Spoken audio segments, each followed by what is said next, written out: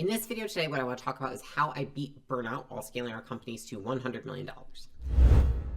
The reason I want to make this video is it's a question that I just get a lot, which is, how do you handle burnout? How do you manage when you're feeling burnt out? What did you do to avoid burnout? How do you keep going?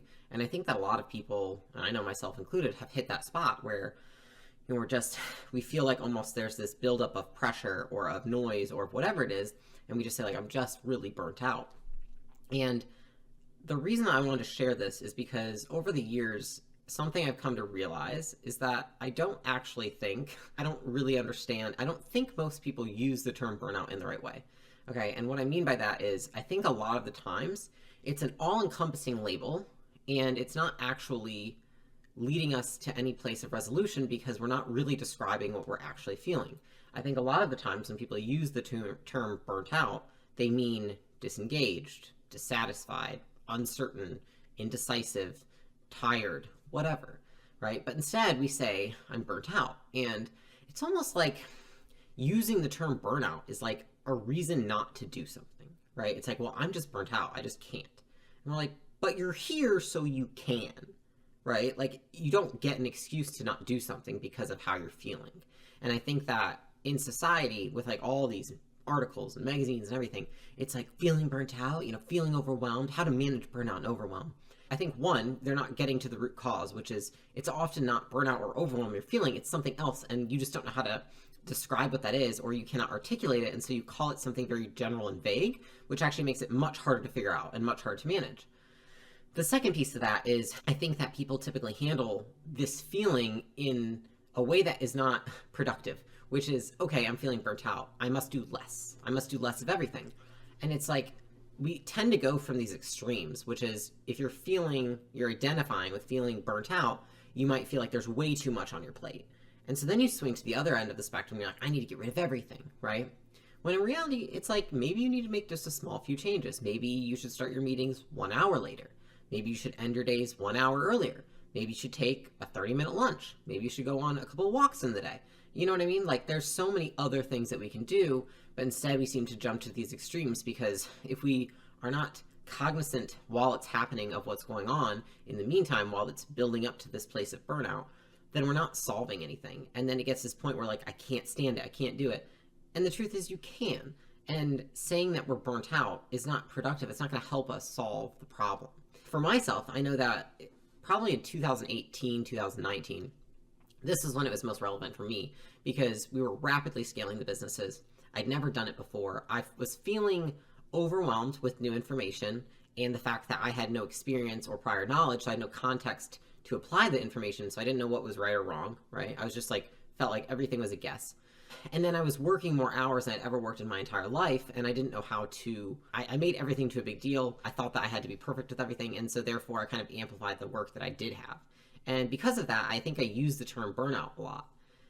And it wasn't until late 2019 when I had a few really big decisions to make where I realized what the term burnout really means and what a lot of the times we think it means.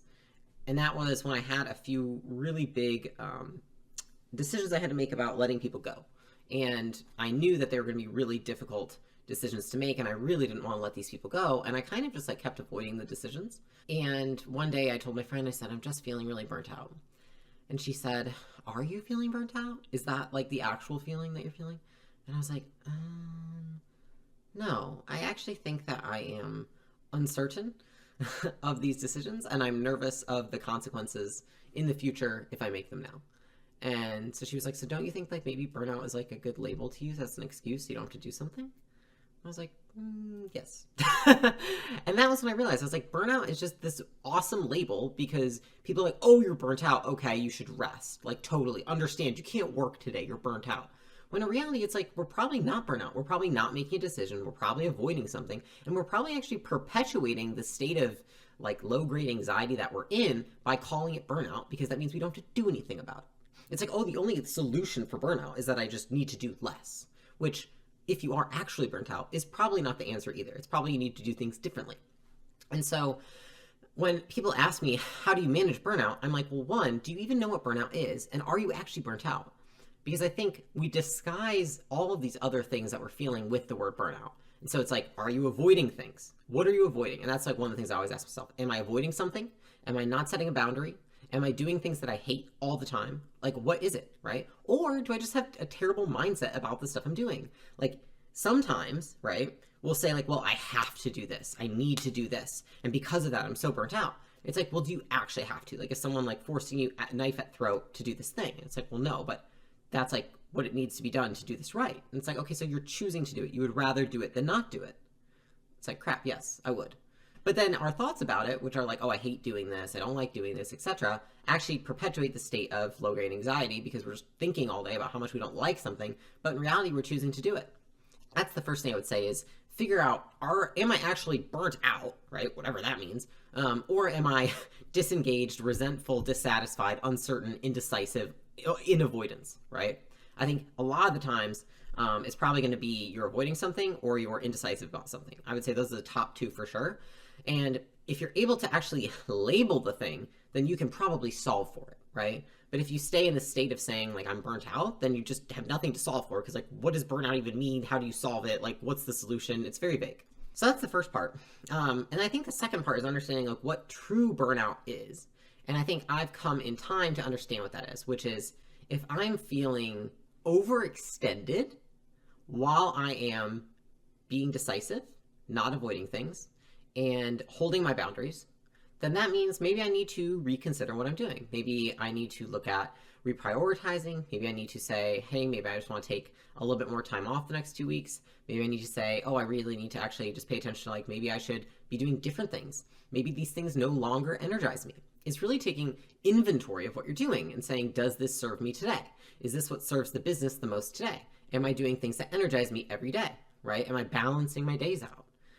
And so I think that if you feel overextended while doing things that energize you, that stimulate you, and that move the ball forward, that was what I would consider burnout, right? And I think that a lot of the times, if you don't have practice, you get to burnout faster because you don't recognize the signs, right? Like getting a little more agitated every day, like noticing that you don't like when you look at your calendar, you're not excited for the days.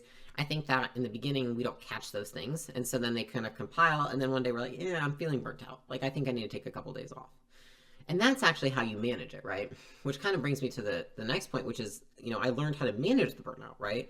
Which is very simple. It's just easier said than done, right? So it's like, let's say that I'm not avoiding, I'm not indecisive, I'm not in any of those other states. I'm just truly feeling burnt out. What am I going to do about it?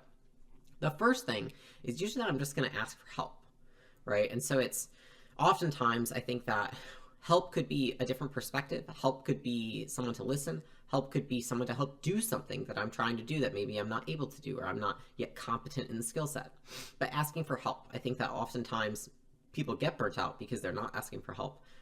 And the moment you talk to somebody, maybe you'll even realize that you're not burnt out at all, and you have to go back to plan A, which is like, what am I actually feeling? The second thing is taking a clarity break. And I think this is probably one of the most important, and it took me at least 4 years to actually put the discipline into my life, which is being able to take days off just to get clarity. And I didn't realize how important this was until I started actually doing it and realizing how much smarter I was when I wasn't in this, you know, perpetual state of like frenetic energy, because I wasn't slowing down, I wasn't taking time to think, I wasn't taking time to process things. And every time now that I'm starting to feel that way, I'm like, if I'm starting to feel burnt out or like I have too much on my plate, I'm like, I actually need to take some time off. So 2, taking a clarity break. The third thing is that while I'm taking a clarity break, I'll do 2 things, which is 1, I'll reprioritize where I'm putting my energy. So I'm going to say, like, am I putting my energy into things that I both enjoy and maybe am not yet good at and don't enjoy right now, right? And I think it's looking at not only doing things that you enjoy, because that's impossible, life is 50-50, but am I doing both things I enjoy and don't enjoy? Like, I think we can get really good at being miserable, but, you know, we have to look at our days and say, like, am I also doing things I enjoy during my day? So that we have, you know, highlights and lowlights of the day, and of the week and the month. And so that's the third thing is I'll do is I'll take kind of inventory of where I'm putting my time and say, like, oh, okay, well, maybe that's why I'm feeling that way is, you know, I actually don't enjoy anything I've been doing for the last, like, month. So I should probably add some things into my day that I actually do enjoy doing, right? And then the fourth thing is taking inventory of my thoughts, which is I like to kind of visualize them as like there's a little pond and there's all these fish swimming in it. And I want to, when I'm feeling like there's something bugging me or I'm in like a negative mindset, I'm like, what's the thought that's causing this? And I visualize it like I'm going to go catch the fish in the pond and pull it out. It's like a dying fish or decaying fish. And I kind of do that with my mind, which is, what's the thought? Where did it come from? And maybe there's, an underlying thought that doesn't serve me anymore. That's the reason that I'm feeling like I'm coming on the edge of burnout. Maybe I liked doing something once and now I don't. Or maybe, I just liked doing something and I no longer feel like it makes sense.